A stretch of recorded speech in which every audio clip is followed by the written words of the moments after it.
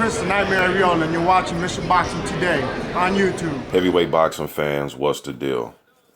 So this fight with Joshua and Klitschko, very intriguing fight. Everybody wants to watch this fight. Everybody can't wait for this fight to happen. I'm going to be dropping a series of these types of videos. I'll just be thinking of a topic, and I'll just drop a video about one of the fighters or both the fighters, or a stylistic matchup type of video. But in this one, man, I was just thinking about Klitschko and the way he fights and what troubles him in fights. Now, he will be 41 years old. That's something he's never done. He's never fought being 41 years old before. So this is a first. Okay, so he stays in shape in between fights, but everybody, these guys aren't robots, man. So you can't put the pressure on him to go in there and look like he's in his prime. He's not going to be in his prime. This is kind of like what Larry Holmes had to go through in his 40s, and Holyfield, and Big George Foreman. So now enter Vladimir Klitschko. All right, but what I want to get to is just, Vladimir, especially was pretty much his whole career, but over his 11-year run being undefeated, Vladimir could win a fight being very tentative and not being aggressive. I mean, remember the Eddie Chambers fight where Emanuel Stewart was barking at him all the way to the middle of the ring going into the 12th round. When the ref bring the fighters together to touch gloves, Emanuel's right there in his ear telling him to be more aggressive, let your hands go. And he went out there and he did that, and he knocked Chambers out cold in that 12th round. But Vladimir, he can fight tentative, and he used to be able to fight tentative and win all the rounds of a fight. And you can tell when he's fighting, when he's a little bit uncomfortable, because you could be uncomfortable in the ring and still dominate the fight and win on decision. But he'll fight, and Vladimir is very good at fighting tall. Emanuel was great at teaching his tall fighters to even seem taller than they were. I mean, there were some fights where Klitschko seemed like he was 7 foot tall rather than 6'6", because he'll fight straight up, use the jab, and he know how to pop that jab out there, man, and bring it back and be able to move on his feet. His defense is his feet. He's not a bend at the waist like a James Toney type of defender. His defense is his feet, and when he gets close to you, he's going to wrap you, grab you up, and walk you backwards. Emanuel was great at teaching his fighters that. Lennox Lewis was notorious for that, especially if you were way shorter like a Tua or a Tyson. He's going to wrap you up, and then if you're under him, which you will because you're shorter, he's going to just drop the top half of his body, his chest, right on you and just lean over you to tire your legs out and weaken your legs. I know a lot of people don't like that tactic. I know, but just old school trainers teach that. You can say it's been in the rules. You can say it's not fair. I'm just saying what it is when they get in there and they lock up. That's what he does, and that's what he's been doing. He did it to Povetkin. I couldn't believe that Povetkin legs were able to stand up like that with all that pressure being thrown and mauled. But Vladimir, so that's his defense. His legs grabbing you and walking you backwards. He can use that jab literally all night to win a fight. But usually what was giving Vladimir trouble, the fights that he lost or the fights he had difficulty in, Sanders, right, came right at him, bum rushed him, right, caught him off guard, bum rushed him. Samuel Peter, the first time, although Klitschko won the fight, what was giving him trouble? Just that pressure, those, hooks and just coming at him being aggressive, okay? Lamon Brewster, Lamont Brewster. Now, a lot of people say Klitschko, something was wrong with him in that fight. Fair enough, but what got him in trouble, though? Just the constant pressure, along with him being fatigued, but the pressure was giving him trouble in that fight. So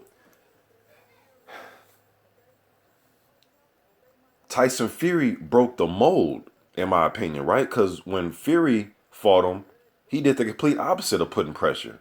He made Vladimir come to him, made him the aggressor.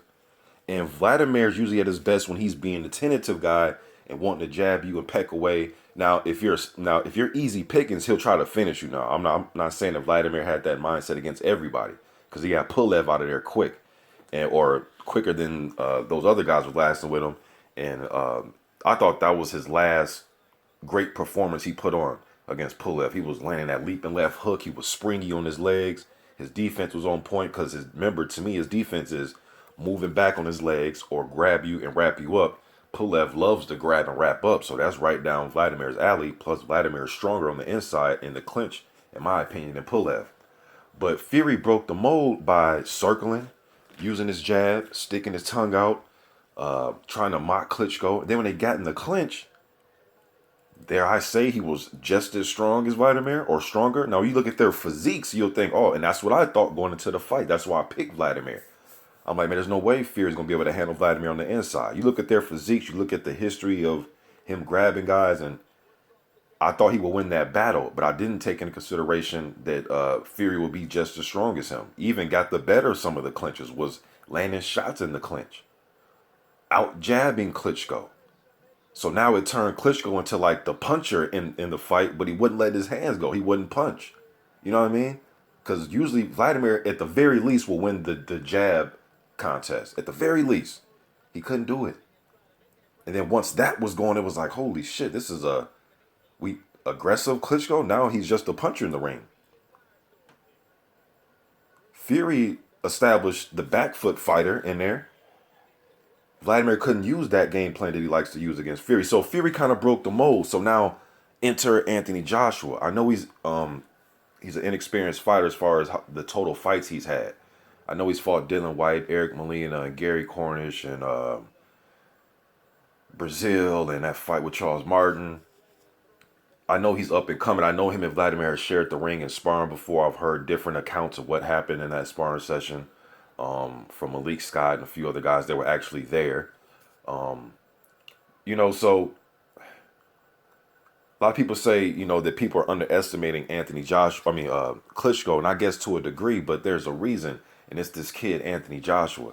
I spoke to Eric Molina's trainer on the phone, Robert Zapata, and he was telling me about how Eric was telling him that it was Joshua's left hand that Eric was just caught off guard by. Everybody's expecting the big right hand. Everybody's expecting that. Everybody's expecting a little jab, but it was just the fact that Joshua, as he told me, it was the combinations he was throwing, from the angles he was throwing them, and the balance, and just the way he was getting the shots off. And it was the left hand that just seemed more powerful than the right hand that night. The jab had power on it, pushing them back, jolting them back.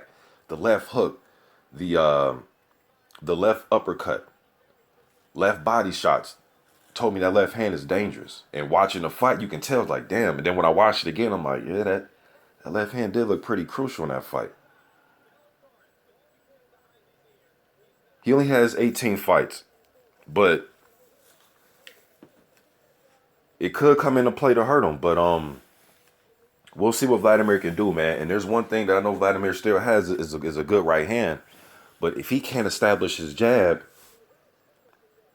Joshua's not going to be a back foot fighter, so Klitschko will be able to fight his fight to where you can come to him. He's comfortable fighting like that and being tentative with that jab.